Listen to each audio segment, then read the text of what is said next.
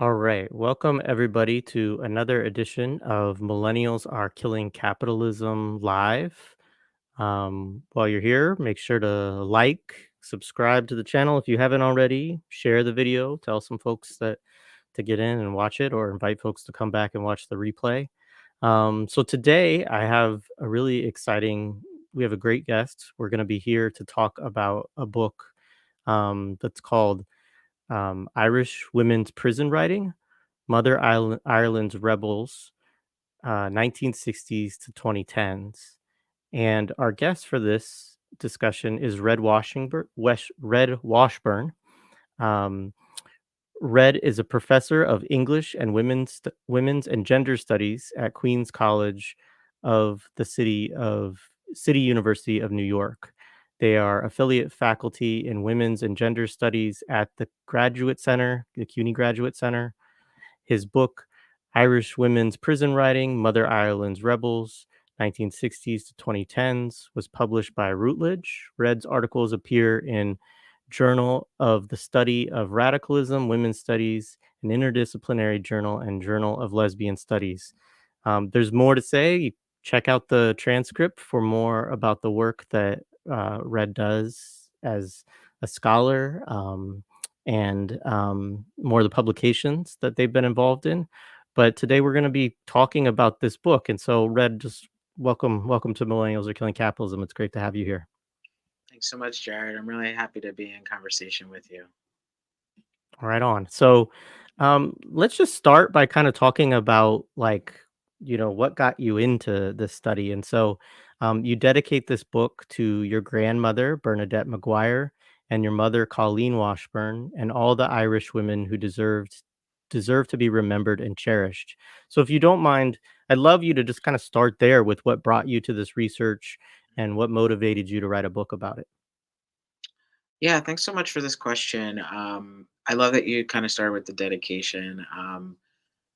I yeah, I dedicated the book to my mom and grandmother and to the kind of like hidden voices of Irish history because I wanted to try and recenter, make apparent, reposition um, women's voices who are often silenced.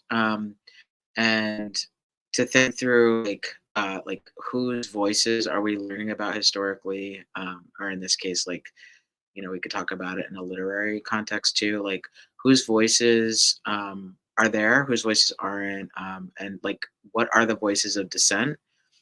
So thinking through the politics of like how history is remembered, how we come to quote unquote the great works of literature, and seeing those as deeply political processes that also just like reproduce power, even within like a resistant culture or resistant cultures, the ways in which like oftentimes people, even if they're cognizant of their privilege, still reproduce power relations. So I went in with that focus.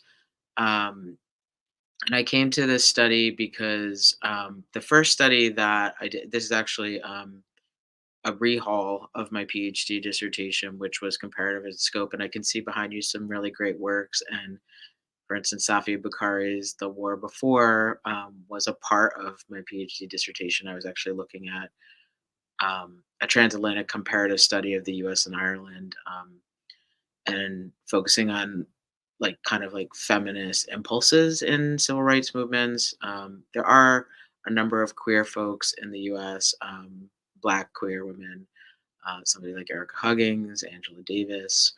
Um, and in the Irish context, to my knowledge, none of the folks in here are LGBT, even though like that's the angle from which my or what the position that I occupy, or my own location. Um, So it came out of that, and my focus was really to kind of look at this long civil rights movement, as Jacqueline Dowd Hall puts it. So we see struggle as an ongoing historical process, and um, like a la Marx, but like as a continuum, and that there's like periodization within that, that we can narrow down or focus on.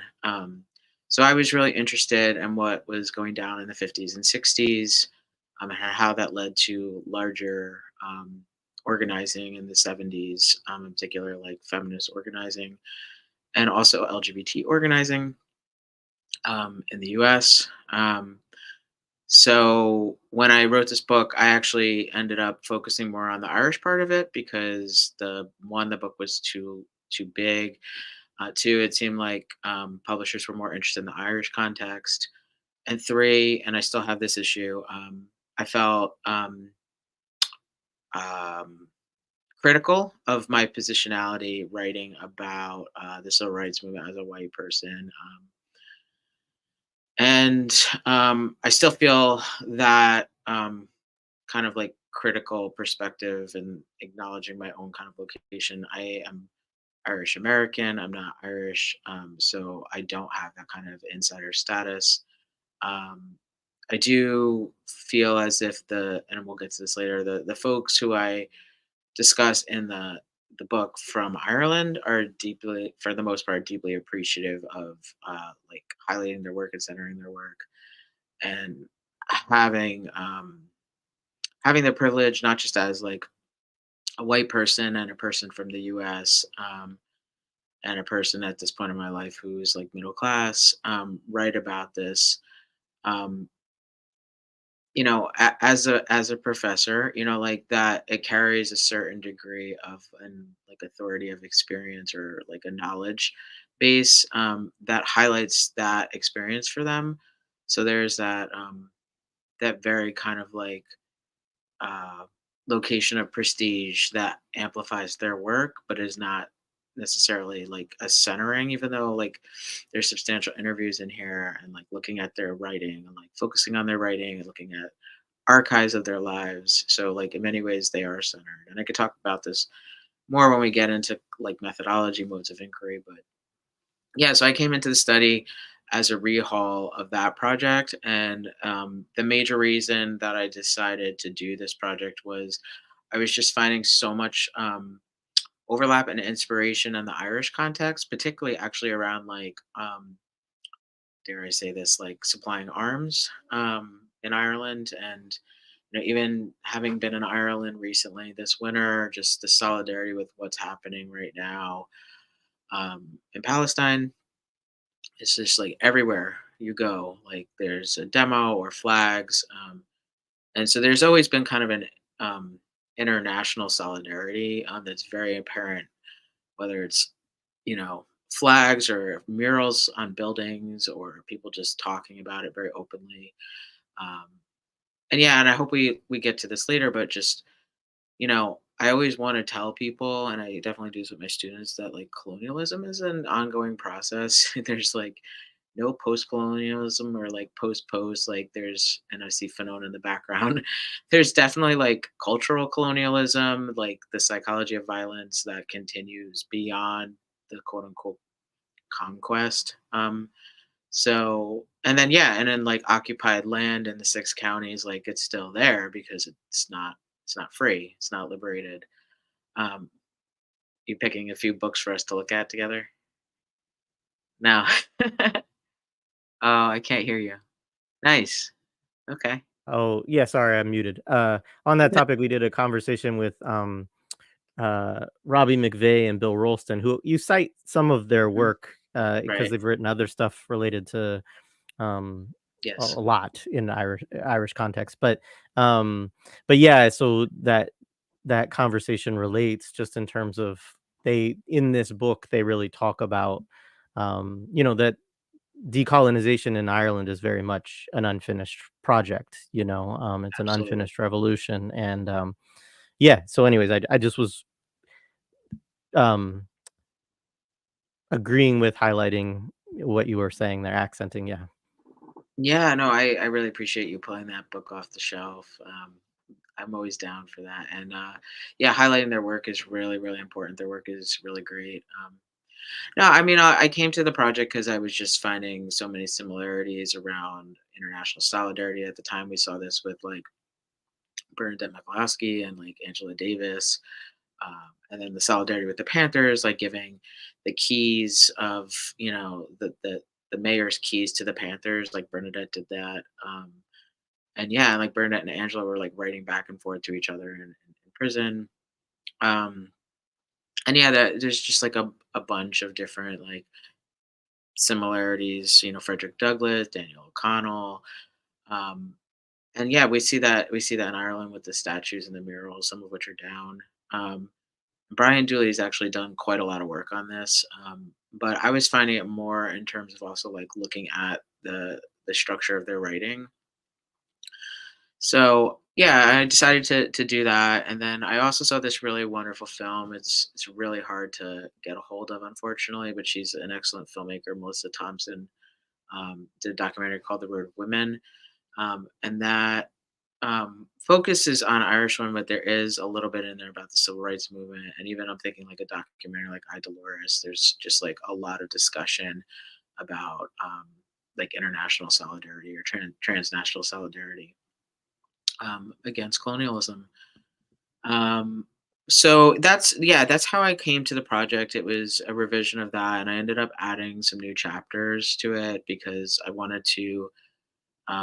So the new chapters I included, and maybe we'll get to this later, um, are on thinking about like sisters in prison. So I look at the Price sisters and the Gillespie sisters, and the Gillespie sisters were like incarcerated outside of Ireland. They were in England, and I wanted to include that. And then also Ella Dwyer and Martina Anderson were also in England.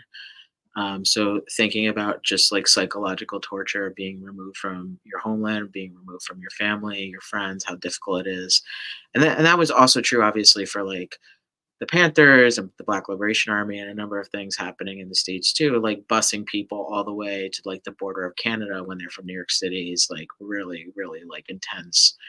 Um, it's terrorist harm, it's just the harm of the empire. So that's how I arrived at the study was really like a combination of like being interested in those historical times and those kind of like international connections, looking at certain films and books I was reading at the time, and also just like my own kind of lineage. It's like great grandparents at this point, but like it's still very much embedded in the culture of my family, whether it's like politics, music, um, food, um, just how things are passed down generationally. And yeah, and I've just really been interested in abolition for a really long time. Some of that's coming from like a working class white trash background where uh, I've just seen so many people in my life, loved ones, be harmed by the prison industrial complex. And I really appreciate at this particular political juncture that there's so much discussion around abolition, because I remember when I would teach prison studies classes, and I would ask students at the beginning to talk about like reform or revolution, and like no one was down with a world without prisons. And then like I feel like now it's just so easy to see for people to kind of just go there and be like, yeah, of course, why do we need prisons? Um, so I'll stop there, but yeah, that's a little bit of like how I got into the work. And yeah, it's been a really rewarding project, and even just talking to prisoners now 10 years later, and having them be involved in like book launches has been just like so stimulating and just like so powerful, to see living history now and see them so excited to talk about their work, and then people like being exposed to their work. Like I'm thinking of someone like Roseleen Walsh, who I've done a number of book launches with because she's still like writing. She's like a full-time writer now. And now like people are getting really into checking out her stuff, as they should. So I mean she's written like 40 plays. Now people are like reading her stuff. So that's always really, really cool to see like how to actually just like do the work where people can actually get some recognition and hear their voices, like the world can hear their voices. Yeah, right on. I mean, I think it's, one of the really interesting things, which is probably kind of, obvious to folks in some regard, but like the images that we have when we think about the IRA or when we talk about, um, the H block struggles and like hunger strikes and dirty protests and the films that if people have seen um, like Hunger or The Wind Shakes the Barley or films like Mhm. that, it is a very masculine, man-centered perspective that we get, and I say this too. I mean, I'm a Irish American as well, right? And so, like, I've grown up with, interest in this, and I'm haven't studied it by any means as deeply as you and others, but I did live in Ireland briefly, and so like I have some connections there to it, and that's the images that come up in my mind. I mean, other than a few, like there's some classic images of like Irish women with like guns and stuff like that, right? That you will see. Um, but the women that you're talking about, other than um, uh, McAliskey, Bernadette Devlin, other than her, who I was familiar with partly through that Angela Davis history, um, I really wasn't very familiar with them, and certainly not with the material that you're unearthing and looking at and talking about and showing, because you quote a lot of their work and their passages. Um, so maybe just from there, let's just talk a little bit about the how, like, I know you like there's a lot of archival work and stuff like that that you did here, and then you did some interviews as well. And a little bit about the figures that you examine in the book, like, kind of who they were and are, and how you sort of came to select them. Yeah, okay, so let me just say this. I am an interdisciplinary person, or multidisciplinary, transdisciplinary, whatever people want to use. So I'm really interested in having discussions that go across, or dare I say it, against disciplines to begin with, and create new ways of knowing and being. Just as I want to do that with the world, I definitely want to have a different way of living in this world. Have a utopia, if that's possible. I'm definitely a dreamer. So I went at it from the angle that I am steeped in traditional disciplines. I am in an English department. I do historical work, so I do work in philosophy, and I do just general kind of like sociological theory work. So the ways that I could combine those. So in the introduction, I map out a feminist kind of like intellectual genealogy that looks at the connections between feminist theory, critical race theory, post colonial theory, um, put those in conversation with one another, and also like try to build off of that into some other conversation.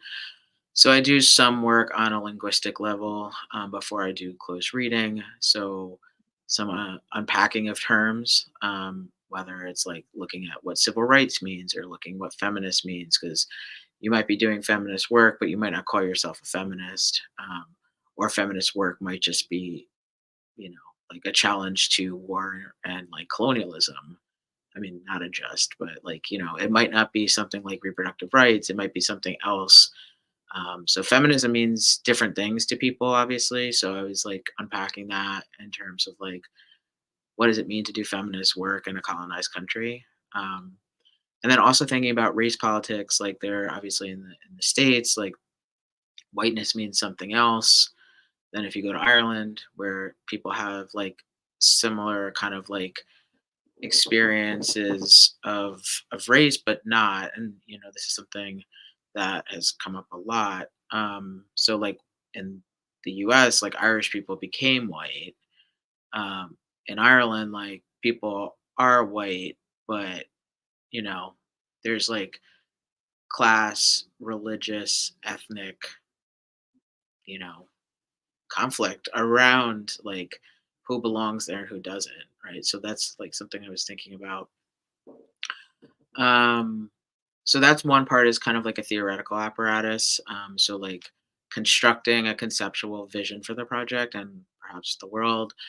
The other is to look at it from a very historical lens. So, looking at what was happening during the civil rights movement, how that um, evolved or transformed into a Republican civil rights movement. And I think like we could also just argue that like the Republican movement obviously has been around for a really long time. So it's just like another continuation of it. So looking at kind of the start, like around 68 to like up until like 98 with the like Good Friday Agreement. Um, so like what went down for those like 30 years, and then what are some of the ways in which we can talk about writing that has come out after the Good Friday Agreement when many of these prisoners were released, um, as part of that. And so looking at that historically, then also looking at feminist movements, which I think are very problematically jettisoned, but like feminist movements that are not seen as part or like as part of a connective thread in terms of like civil rights struggles or Republican struggles, and the ways in which Republican struggles oftentimes are not seen as feminist. And, I think they could be or could not be. I'm not saying there's not like a lot of um, issues in those circles, but I do think there are feminists doing like Republican work. So like I'm thinking about like a group like Women Against Imperialism, for instance. So like thinking about those in conversation with one another, like the history of civil rights movements, Republican history, feminist history, how to see those in conversation with one another, how to look at them like intersectionally.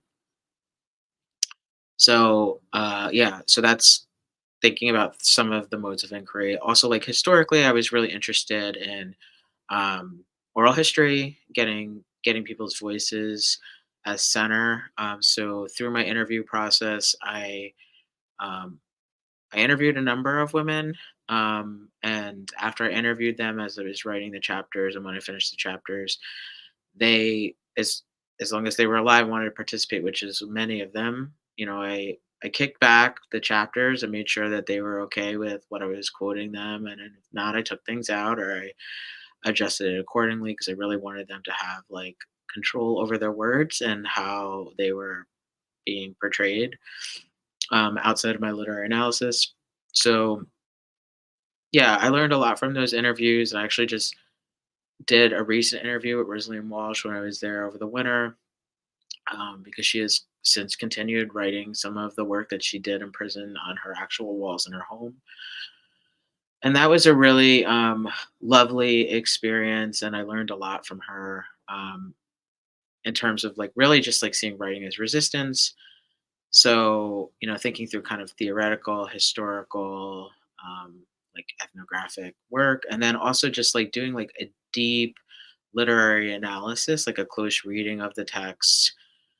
Some of them are thematic, some of them are like looking at different like stylistic decisions. I mean, like there's sections in there where I look at like prosody, like the explication of poems.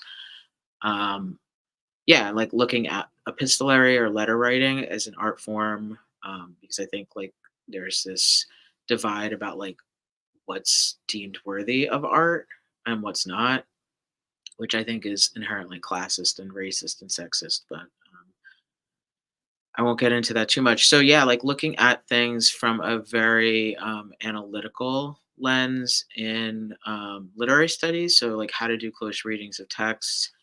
Um, Yeah. So those were really the methods that I used in terms of the actual like archives. I looked at a number of different uh,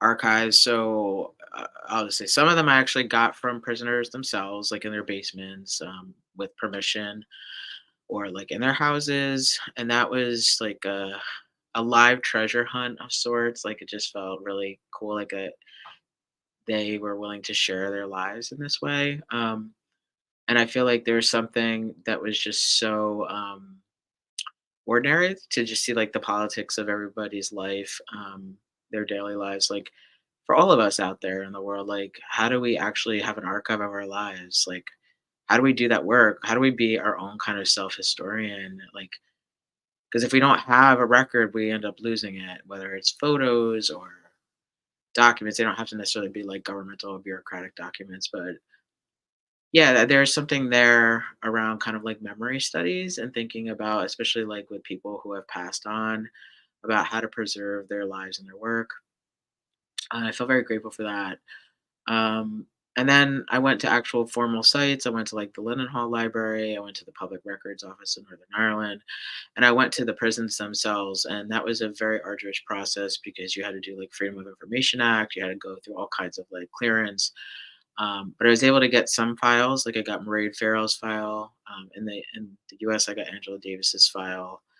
Um, and I didn't put that in the book because I didn't focus on that. But I got a bunch of files, and it was really interesting to see how people were portrayed and like the alleged offenses they did. And so yeah, that those are a couple. I went to the Q archives. I went to various archives from Sinn Féin, the National Library of Ireland.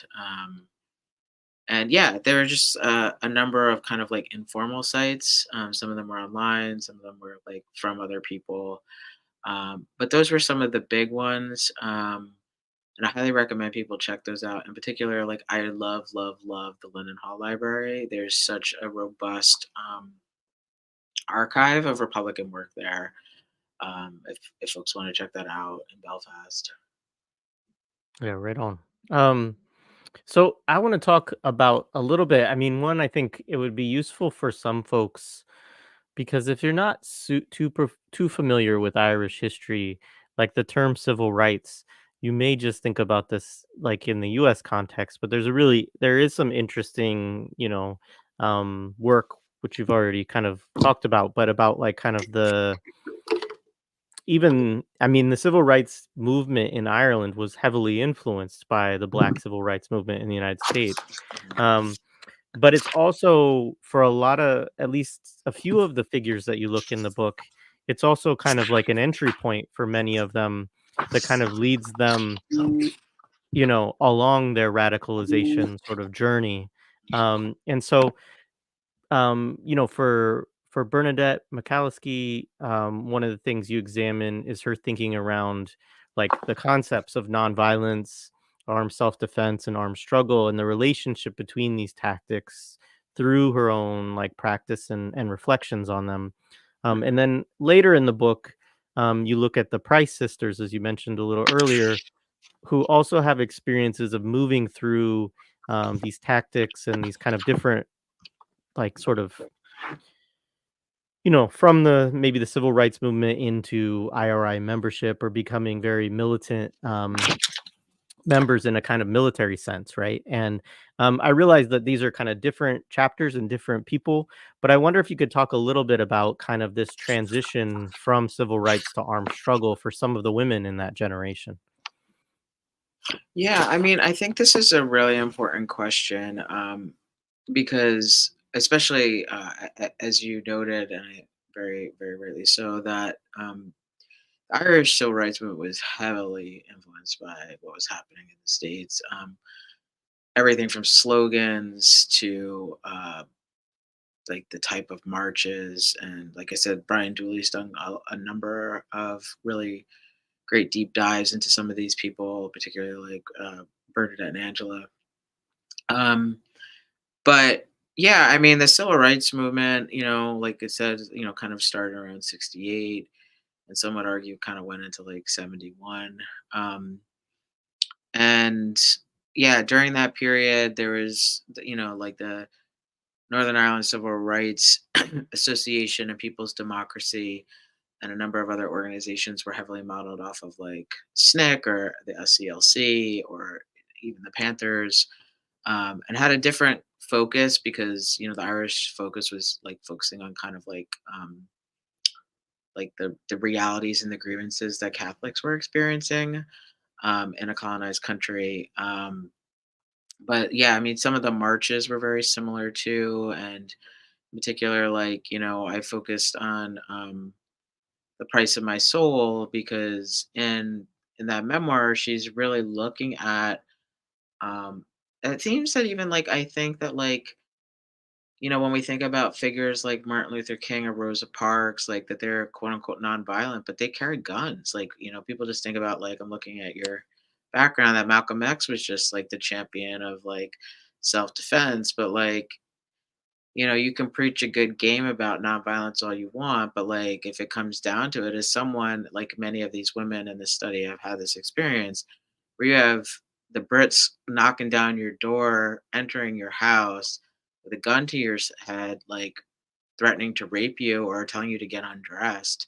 There's a point at which you have to defend yourself. Like, I would argue. I mean, everyone has a different way that they approach something, but I think if your life is at stake, you're going to do anything you can to preserve your life or your child's life or your wife's life or your husband's life or whoever. It doesn't have to be this gendered or um, like kind of like focus on like protecting the youth or whatever.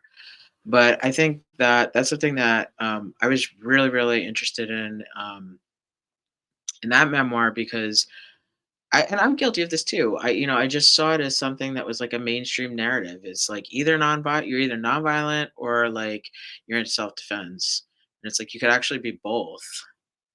Like you really could. You don't have to be, but like you could. Um, so yeah, in that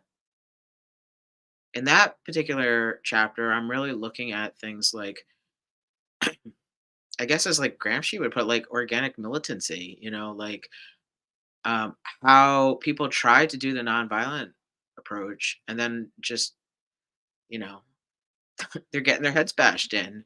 Right. You get And met with like, violence, right? yeah, like what are you gonna do? And I'm thinking like even later when I talk about like the prices, particularly Dolores, like her writing really amplifies some of the issues, not just with Republicans and like not having like abandoning a socialist agenda um, with the Good Friday Agreement and accepting colonization in the North, but like there's some really great footage, not just of like People's Democracy and Bernadette, but also of like Dolores and Marian, like at protests. Like I'm thinking of like the film I Dolores, where you can actually see most people just kind of standing around, like marching, and then just like getting their heads busted in, not to be like super graphic. So like there's a point at which where like people are just like we're signing up for the IRA, and like people were actually at a point where like when people would talk about nonviolence, it'd just be like, then go join the IRA, and people like, cool, where do I join? Um, so I think that like there was this illusion that like people could organize and go to marches and all of that, and there would be some kind of shift in consciousness and practice towards like basic human decency, like people getting jobs and people getting housing, like some of the issues that like for instance like black and brown people experience in the US. But they soon realized that was not possible, so it did shift in terms of some of the tactics, and there were many women in this study who joined the IRA for that reason because they're like I'm thinking about like Martina when I interviewed Martina, she was just like, yeah, like the Brits would just come knock on my door all the time and like harass me, or like Roseleen's daughter got hit with a plastic bullet in the head and almost died. And like just like this is the kind of stuff that just was like every day that you got used to somehow, but like you didn't because you had to fight for it.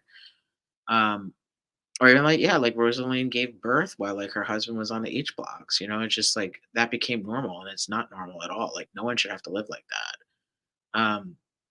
So, or even like with the dirty protest, like how is it like humanly possible to live amidst your own shit and blood and piss for that long? Like because you can't go and take a shower because if you go out, the screws are gonna beat your ribs in. Like, I think about that like during Black February for the women, like how is that possible? Like that's just so inhumane.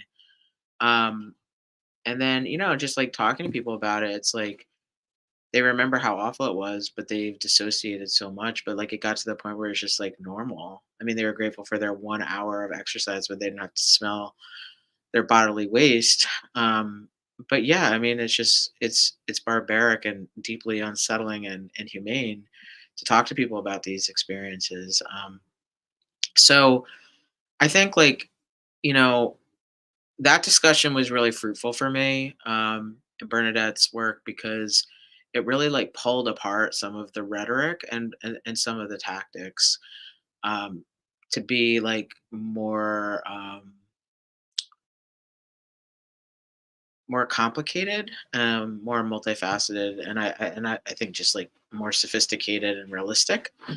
Um, and yeah, just like really demystifying like false narratives of nonviolence because like I think you could do all the reading you want on nonviolence, but you actually look at these figures and like I mean Rosa Parks was armed, like she wasn't just sitting on a bus, like so I mean I think people just they have to interrogate the history they're taught, and seeing these I think they were always kind of in conversation, civil rights and republicanism and feminism, but like seeing them kind of evolve into different structures and with like different leadership and all of that has been really interesting historically to examine.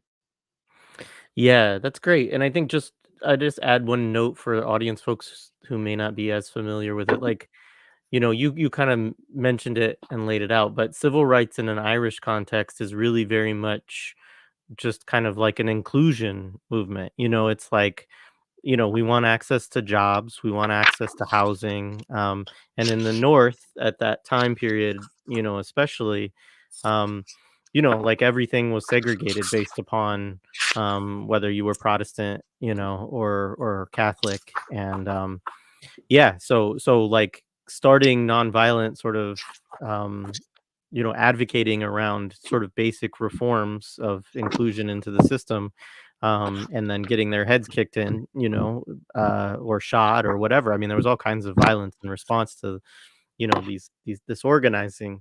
Yeah, the folks basically went underground, joined the IRA. So, yeah, I mean, there's resonance there also with with the movement, Black liberation movements in the United States as well.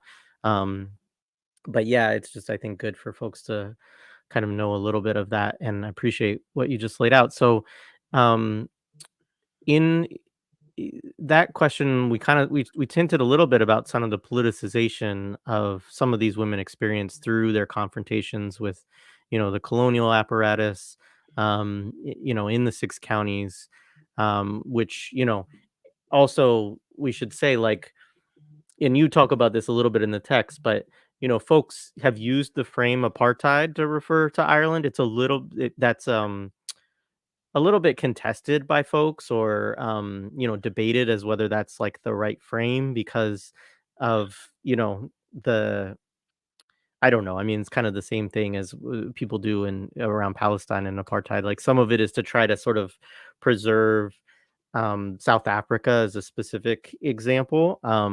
But certainly there was intense discrimination against Catholics and Republicans in the North, and even like things like the Irish language, right, and stuff like that. So, anyways, I wonder if you could talk a little bit about some of any of the other themes or experiences of politicization that you were drawn to in the lives of these women. Some of the things that come up for them, whether that's in school or in their families or in their youth or whatever else. Yeah. Well, first off, I think that it's really good to kind of point out some of, and I think even in post-colonial studies, the issue of white supremacy and whiteness. But yeah, I mean, even in like Bernadette's memoir, she talks about apartheid without color.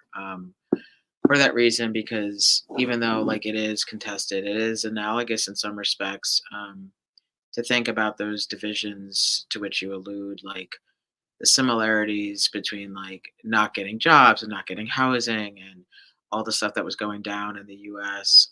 So thinking about things like in, I guess, kind of like uh, a larger focus on like the connections that we experience as human beings, even though like we should honor and preserve the context and people's locations. But like, yeah, I mean, like Willie Whitelaw came to the north of Ireland to interrogate and harass political prisoners in the north. And yeah, I mean, like Rosaleen actually wrote a poem about him. So like, there was like an actual connection between what was happening in apartheid South Africa and what was happening in Ireland in that way. But in terms of like people's kind of process with coming to political consciousness or like political activity, every person in this study is just like so different. But I was really drawn to you know yeah, like certain figures, like like all of them for them. Yeah, I think all of them are. Yeah, most, I'll just say most of them are working class. They grew up really poor. Um, so that was already kind of like class warfare was a part of their consciousness. Um, Growing up in a colonized country, also a shared lived experience for all of them. Um, all women, so they have all experienced issues of like sexism and misogyny. Um, but yeah, I mean, it was really interesting and also like horrifying, for instance, to like read Mairéad Farrell's letters and learn about Mairéad Farrell's experience and how like she lost her life for it. Like some of her early experiences, like just everyday experiences with like, or even like Síle Darragh, like Síle Darragh's memoir John Lennon's Dead. She actually talks about like specific experiences of like having to run out because there's like mass gunfire happening or like a house is on fire and that's just like the norm, or like just having like you know certain areas blocked off, like you're out getting your kid or going to church or getting bread and you just like can't go home and then you're detained. Um and yeah, I mean, like even like I think probably like the most salient and egregious example is like Dolores Price, like talking about like you know smuggling arms over the border, but like also just like her entire family had a history of incarceration. Um, and many of these women did too. Like, but like going back to like the early IRA days, and she talks about her aunt too, like her aunt like trying to like plant um plant an explosive and getting like her face blown up. Like even going there this winter, like talking to like arms collectors, like yeah, just like talk about like very casually about how they almost got blown up, and it's just, it's pretty horrific. But yeah, I think like for all of them, like their process, while it was like different for all of them, was like really just based on the everyday experiences with violence, putting them in a position where they had to do something or they were going to lose their lives. And yeah, just many of them like had family already in prison. Like Síle Darragh had people in prison, Roseleen Walsh had people in prison. Um, Most people who I had talked to, like literally everyone in their circle, almost everyone had been incarcerated.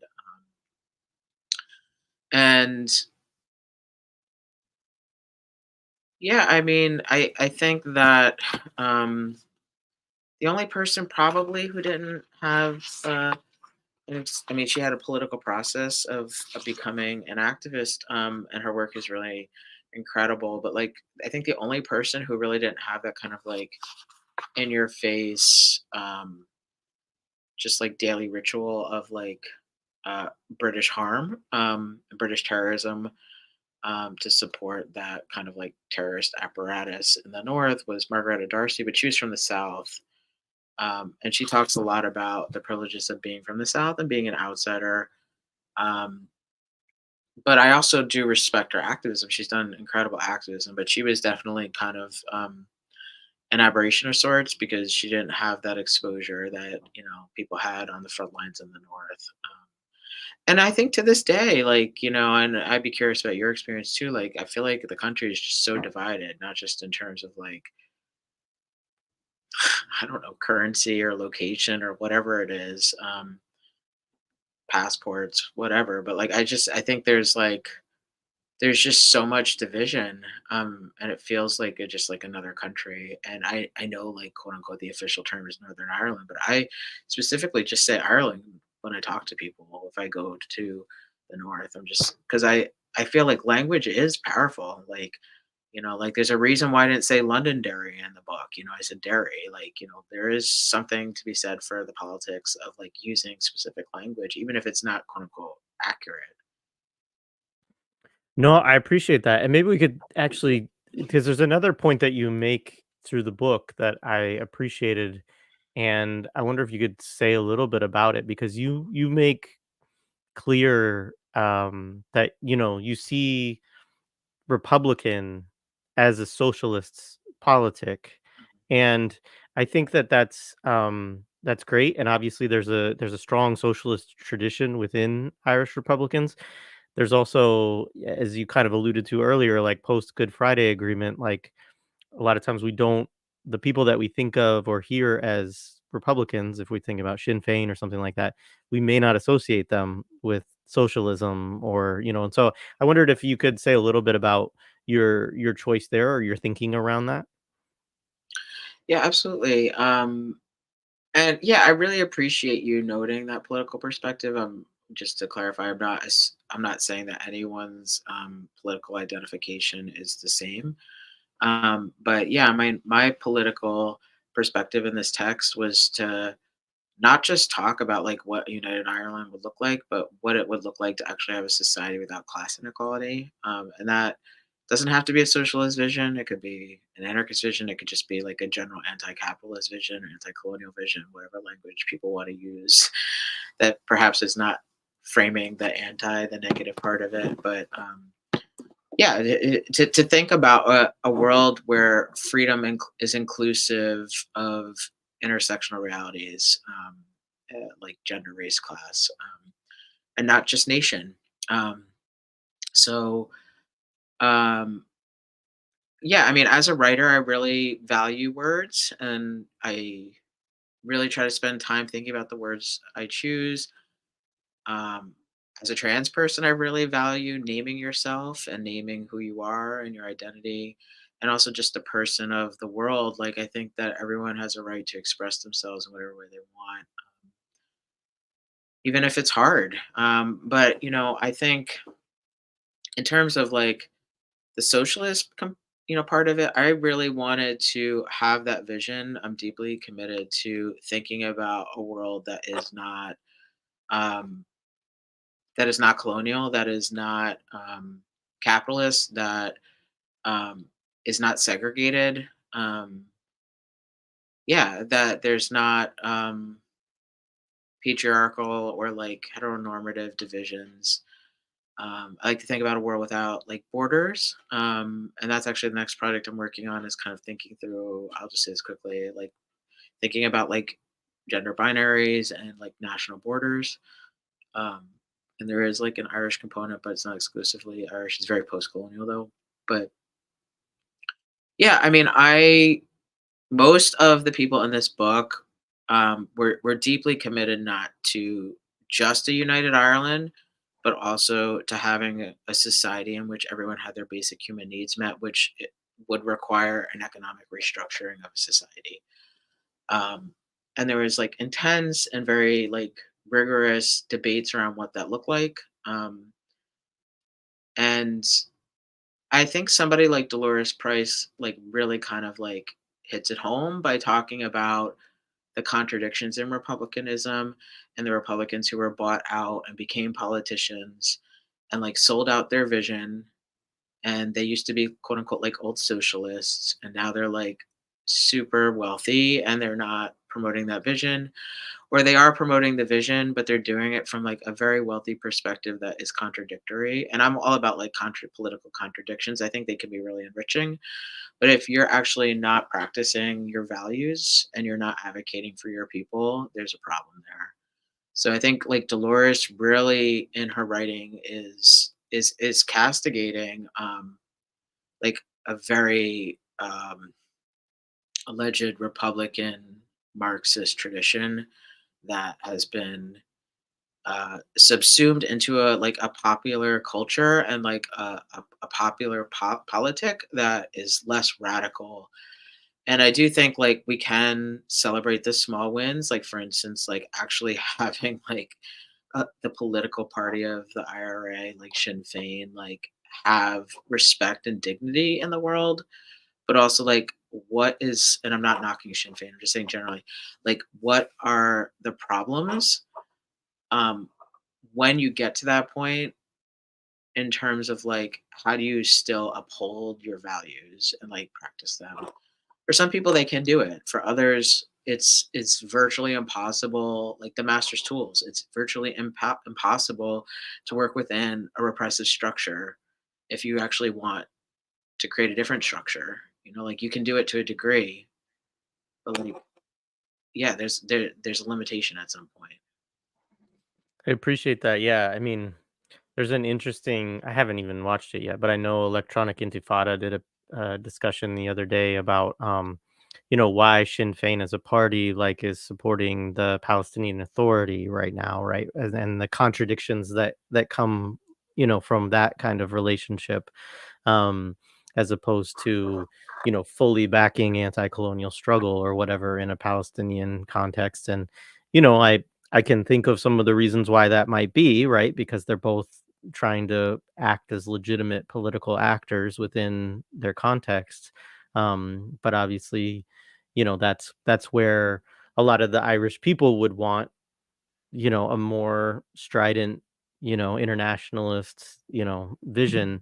And yeah, I mean, I think that there are always those contradictions, and again, I'm not meaning this as like a big. I'm not trying to slam Sinn Féin either, um, but I think that, I would say that the women that you highlight in the text, it comes through in their writing, their politics, their socialist visions, their aspirations, and as also a part of the reason why they struggled, right? Like they weren't struggling just for, you know, um, independence, although that was certainly key, right? But they also had a broader idea of beyond what folks would call flag independence, right? And so, yeah, I think that comes through in the work. So I want to talk a little bit more about like the no wash strikes, the hunger strikes. You've alluded to this. Um, you have a chapter that looks at, Eileen apologies if I mess up any of the names. Eileen Hickey, Mairéad Farrell, and, um, how do you say it? It's Dara Yeah, Sheila. Schiller. Yeah. My Irish is still not there. And again, you have this chapter on blood that's called Bloody Writing as well. And so you draw on a lot of the experiences of Irish Republican militants, who are women in Armagh prison, including the No Wash protests and the hunger strike.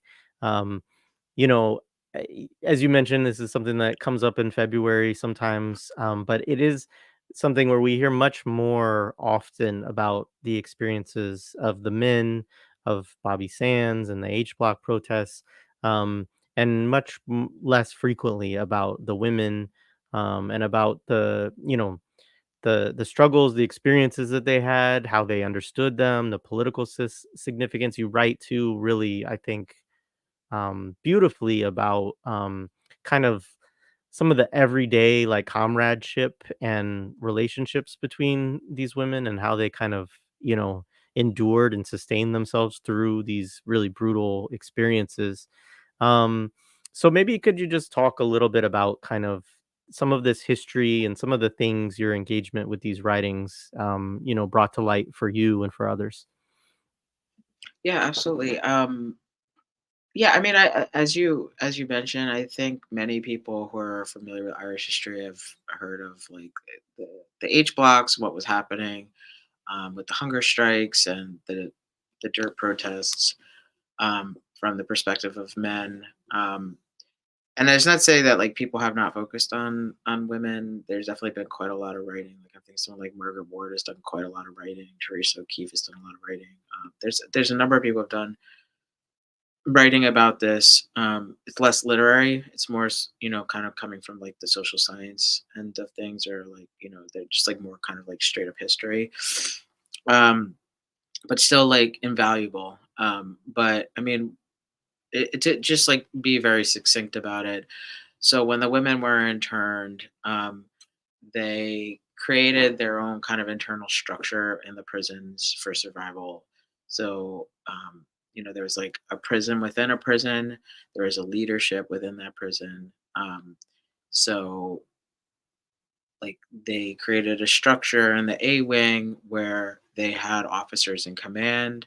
So, for instance, Eileen Hickey, Mairéad Farrell, and Síle Darragh were all officers in command, and they would only speak to the prison guards. They called them screws, and obviously they protested, but it got to a point where, like, when you have enough people not abiding by what the screws are saying, then they know that they actually have to talk to the officers in command because no one's going to do anything. Or like when a prison guard walks by and everyone will like sit down or not look at the prison, like the prison guard, then they know they have to go talk to the officer in command. So I was really drawn to that because I thought it was extremely badass, resistant, and like they were trying to create not just like a way to like live safely, but a way to be in community with each other.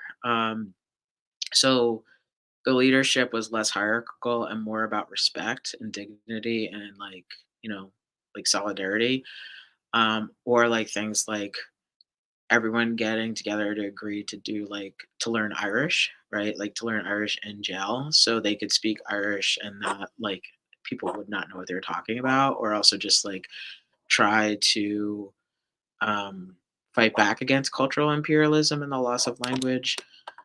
Or like feminism classes, like Mairéad was also teaching feminism in the prisons, which I thought was really, really awesome. And yeah, so they when they were put in prison, um, they were divided as Republicans, and they got to a point where like, they couldn't see their families, like they couldn't receive like letters, like they couldn't really do much of anything. And anytime they resisted anything, they lost all of their rights. So they would get like 1 hour of exercise per day.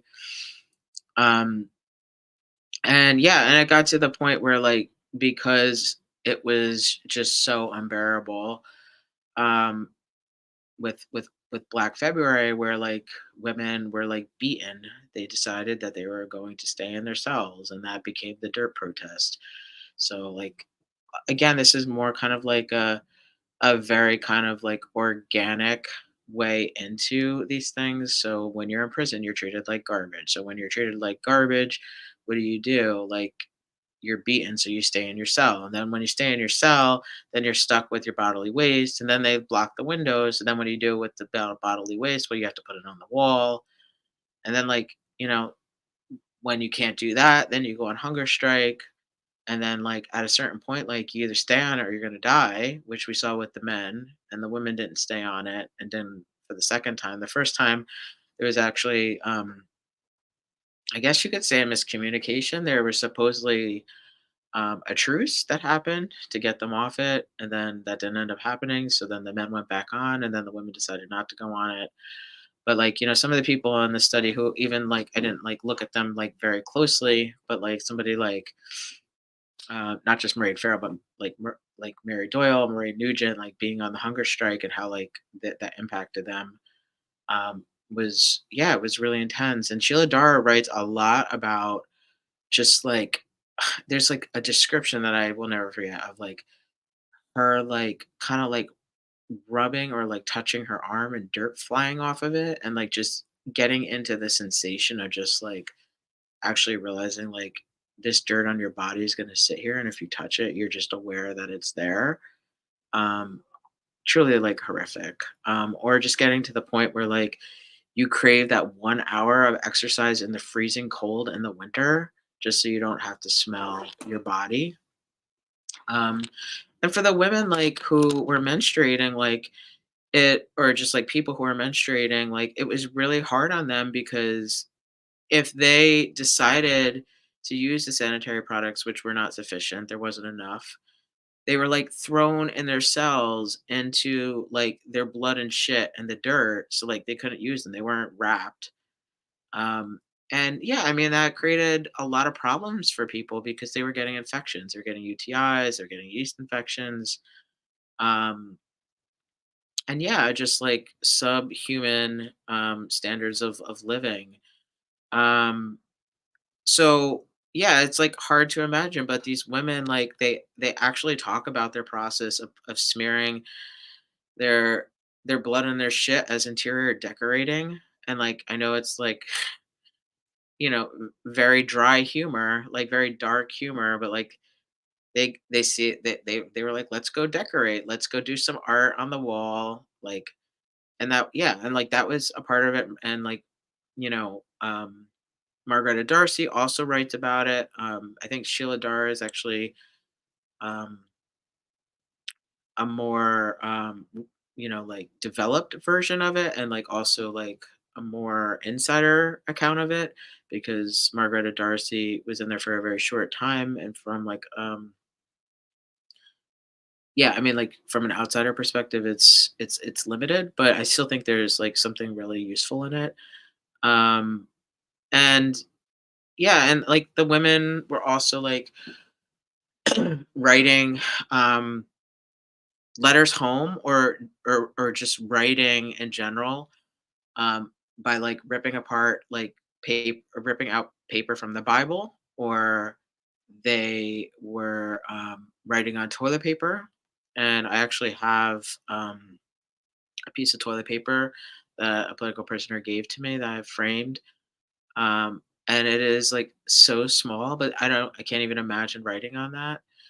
And yeah, I mean, like Sheila Dara talks about like I never read the Bible, but I smoked it because I would take the papers out and smoke my cigarettes in it because that's what they did. And it's just like I can't imagine like living like that. And then Martina also told me this story of like how they would throw chips into the, like they let the women out and they would throw these chips on the floor and watch them, I mean, not just eat off the floor, but like watch them fight each other because they were starving so much to get like one or two chips on the floor.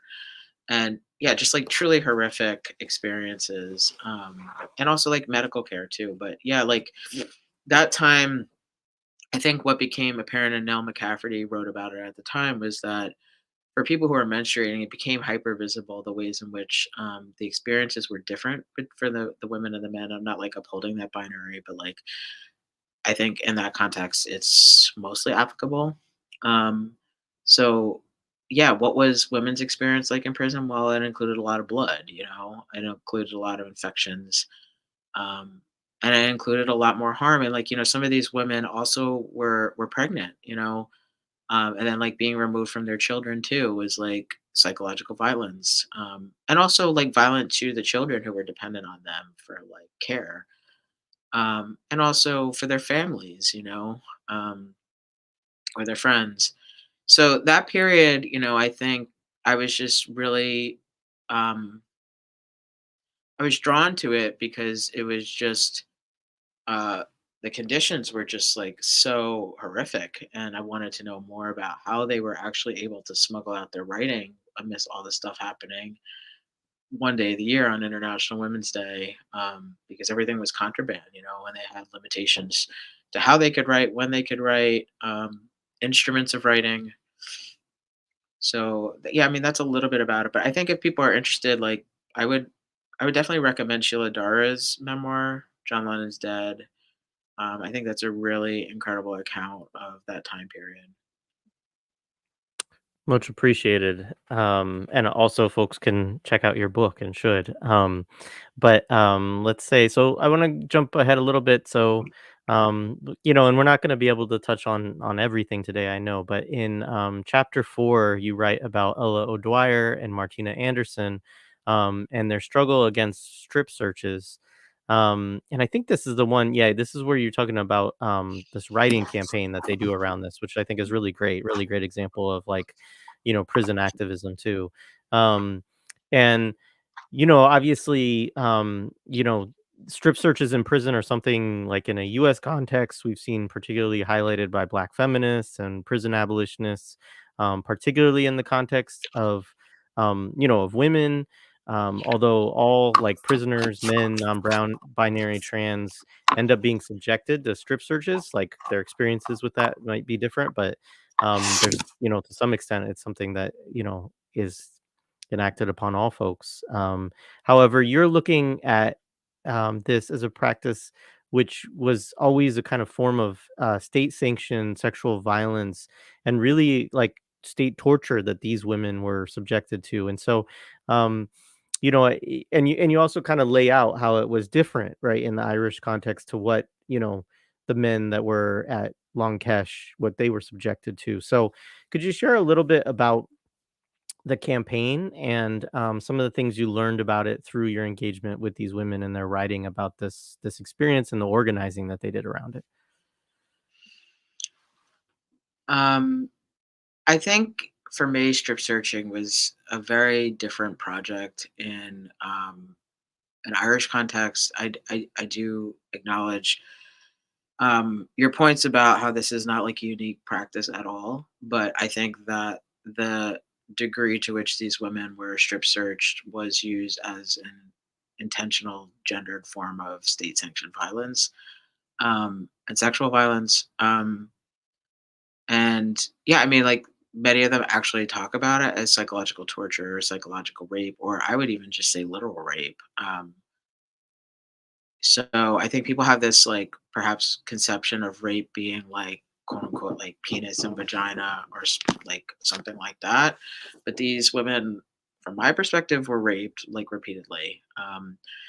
So and then like there's also actual like religious and cultural implications, not just for Republicans, but around like bodily modesty that were not respected.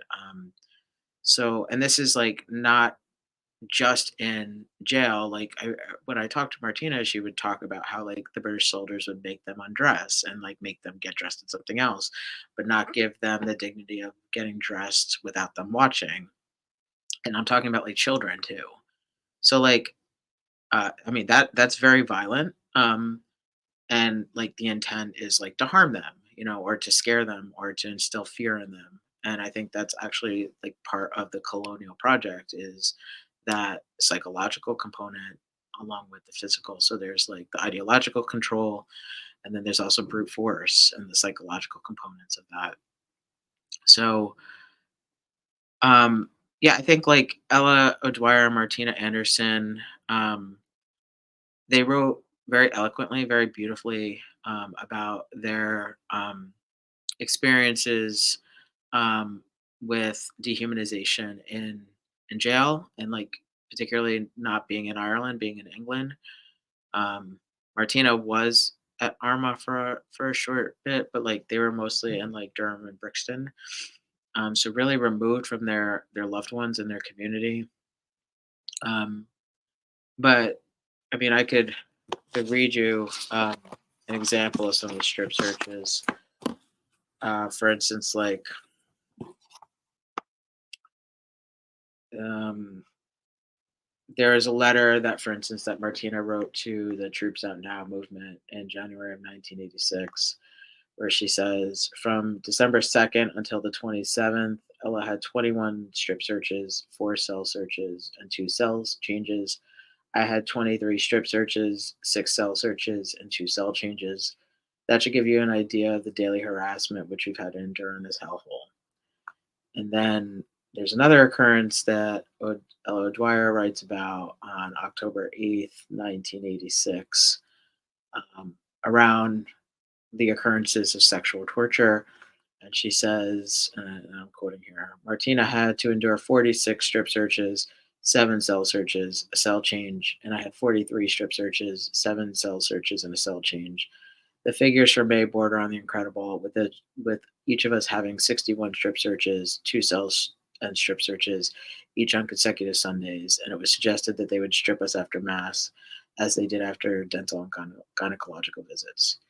So, like, I mean, it goes from like 21 to 43 to 61, and like Yeah. that's completely unfathomable. So for me, that just shows the degree of control that the the state instills the state practices on women who are incarcerated, that their bodies are owned by the state as if, like, for instance, they could be owned by like a patriarch, so and they write about it and they start this campaign and they try to advocate for, the European Commission of Human Rights. Um, and they do this in this way where, like, not only are they gaining attention about their experiences, like this is also happening in Armagh, this is happening elsewhere, but it's happening um, more frequently in England. So they bond together, one to write together, which I think is like a way to challenge an individualistic narrative, a way to move away from like kind of like Western centric or capitalist notions of like the self in a memoir or the self in writing. So I thought that was really interesting and like really promoted a vision for like collective change in the world to like do that kind of like work as like sisters in the struggle. And I don't mean that necessarily in a sense way. Um, but they were friends and they were writing together, and obviously they became closer in prison. They also both um, were in open university, as many prisoners were. So they got their degrees, and Ella actually went on to get her PhD while she was in prison, and wrote a really wonderful book too that folks could check out if you want. Um, but yeah, so I think like their experiences really highlight the ways in which women experience harms from like a colonial prison state in a very gendered and sexualized way. Um, and I think like even not necessarily in this chapter, but like I think like Dolores and Marian Price experienced this too because they were force fed in this way where like they were seen as like quote unquote hysterical. So there's like gendered and sexualized components to hysteria, obviously too. And like being force fed is like the state's way of quote unquote like caring for women by like harming them. Um, so I think like it pops up in like very different ways. And these are like not new practices by any means, and they're not exclusively targeting women. But I do think like the frequency and like the aggression that these women experience like highlights a different gendered experience of life in a colonial country, in a prison system. Um, so I'll just say that much. Yeah, and I think that you articulate that well within the chapter, um, and throughout the book. I've gotten through the questions that I had prepared. So, folks, if you have questions, feel free to drop them in the chat. I do have one from Joshua, who I'm gonna read this one and share it on the screen. But if other folks have them, feel free to add them. We have a few minutes. Got to let you go around 6:30 because I know you have another commitment. But Joshua writes a question that he's asked a couple of our guests, which is, given your praxis and research, how do you think we can transform queer, trans, feminist movements from merely oppositional to revolutionary? Queer trans people are overrepresented in left social movements, but I feel that so much of our thinking is still captured by colonial logics that hinder a revolutionary outlook. It's a big question for you, Red, but I don't know if you have some thoughts. Yeah, thank you so much for this question, Joshua. I think that there's a lot to think through with this question. And I love that you think that queer and trans people are overlooked in leftist social movements. I don't know if I agree completely. I guess it depends like which social movements, but um, to answer your question, I think opposition is a good way for people to kind of dip their toe into social change work or activism. However, I think revolution means different things to different people, but like I often wonder like if people actually I really believe people want to be free and people want freedom, but I think that for them to talk about revolution, I'm just saying from like a mainstream leftist perspective, like liberals, but I think we could also just talk about like apolitical people in the world. That revolution is too much for people, too daunting, too scary. They think, and correctly so, that it comes with a lot of bloodshed and a lot of violence. As an educator, I really believe in, you know, the power of education to create and promote an open space for political consciousness. I do believe people are inherently smart and kind, and I do well. I want to believe that. And then, I think that people have the capacity at least to do those things and be those things. So I think like giving people permission to express themselves, to exist, to think critically, to challenge ideological systems of control, whether it's like media or whether it's school or the state or whatever it is, I think is like a good starting point.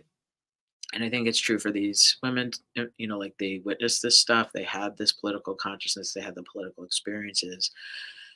So I think like if we're talking about like the US, I think the US like is different because it's, dare I say it, it's an empire, it's the dominant like colonial force in the world.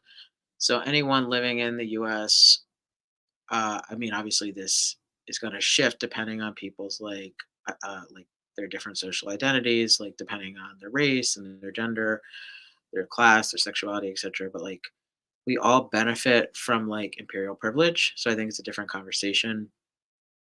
But I do think that um, it's hard when people have the privilege of, for instance, and like I think about this a lot. Like I was talking about this with a friend when I was like getting dinner with a close friend of mine. Like we're walking around trying to find a place to eat dinner, and like right now people are like getting like their heads blown off. So like thinking about like everyone's experiences with like living are so different, um, depending on where you're located. So to answer your question, like I think that like to get people to move to a revolutionary perspective requires complete overhaul of what living is and like what being is. And a lot of people fear change. And like, I think it would really require people like losing a lot of privilege, losing like where they live and like where they work and like what their family looks like and like how inheritance is passed down, how property is passed down, like, and I don't think a lot of people who have privilege really want to do that. So it would require some interrogation into that way of living. And I think it would also require like having solidarity with people who are in a war zone. Um, and like whether that's like writing a letter or sending money or like whatever it looks like for people. Um, I do think, and I know like historically it changes, but like there is a lot of there's a lot of research that suggests that there's a lot of change when a society is in kind of like um, a good historical moment. Like I'm thinking like the 60s in the US, but like there's also a lot of research where like there's a lot of change when people hit rock bottom. So it's hard to say, like, it depends on the context, it depends what's going on, but I will say that, like, having lived through this, like, pandemic that seems to go on forever, apocalypse, whatever we're in, during the Trump regime, during double pandemics, and I'm not necessarily advocating for Biden either, I'm not. And, like, even just when I was in Ireland, there's, like, flyers everywhere that Biden's not welcome there, because of everything that's been going on, which I was like, "Whoa." Um, so, I'm not necessarily saying it's like a Trump or Biden thing, but I think like for me, that period where Trump was in power made it very hyper visible to me that the way that I'm living my life is not sustainable as a quote unquote American, even though there are many Americans in the world, but like it made me really like, what do I really want to do? Like, do I even want to stay in this country where there's like mass like shootings against black people? Like there's no consideration for healthcare, there's like rampant fascism, there's like all of these things, and then like we go through a really intense moment, and then like we're just, I mean, I'm still wearing a mask, but like I'm in my office right now, like most people are just walking around as if like the pandemic is over. Like none of these people who died by like police violence or whatever it is, like people are still talking about them, but like most people aren't. And like I don't know. I'm at a point where I guess I really am a believer. I do think we can get to a revolutionary